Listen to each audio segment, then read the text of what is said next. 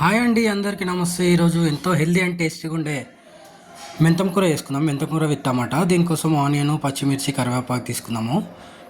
ఒక 4 టమాటాలు తీసుకుందామండి. మెంతం కూర ఏంటంటే బాగా గిల్లుకొని మట్టి లేకుండా 2-3 సార్లు కడిగి పెట్టుకుందాము. కడాయిలో ఆయిల్ వేసి ఉల్లిగడ్డ, పచ్చిమిర్చి ఇవన్నీ వేసి కొద్దిగా ఫ్రై చేసుకుందామండి. దీంట్లో పసుపు, అల్లం ఎల్లిగడ్డ వేసి వేయించుకుందాము.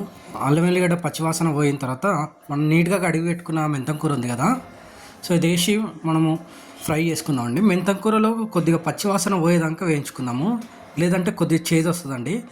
ఇది షుగర్ కంట్రోల్ చేయడానికి ఎంతో ఉపయోగపడుతుందండి. టేస్ట్, హెల్త్ రెండింటికి మంచిదండి. సో చూడండి, ఒక మీడియం ఫ్లేమ్లో పచ్చివాసన పోయి కొంచెం మగ్గేదాకా బాగా ఫ్రై చేసుకుందాము మెంతం కూరని. సో దీంట్లో కొద్దిగా చేదు ఉంటుంది అనమాట. సో కొద్దిగా ఎక్కువసేపు ఫ్రై చేస్తే చేదు అనేది పోతుంది. సో వేగింది కదా, ఇప్పుడు మనం టమాటాలు యాడ్ చేసుకుందాము.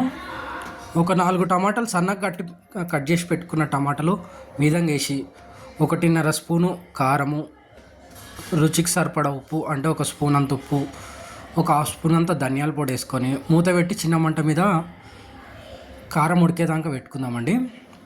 సో చూడండి, ఒక 2-3 నిమిషాల తర్వాత కారం కొద్దిగా మగ్గిందిగా. ఇప్పుడు కూర అంతా ఒకసారి కలిపేసుకుందాము. ఇప్పుడు కలిపేసుకొని మీ చిన్న మంట మీద పెట్టుకొని టమాటా అంతా మగ్గి ఆయిల్ సపరేట్ అయ్యేదాకా ఫ్రై చేసుకుందామండి. అంతే అండి. చూడండి, ఆయిల్ అంతా సపరేట్ అయిన తర్వాత ఎంతో టేస్టీగా ఉండే మెంతం టమాటా కూర రెడీ అండి. వీడియోస్ చూస్తున్నారు కానీ లైక్ చేయట్లేదండి. Please like, share and subscribe అండి. ప్లీజ్ మాకు కూడా సపోర్ట్ చేయండి. థ్యాంక్ యూ అండి.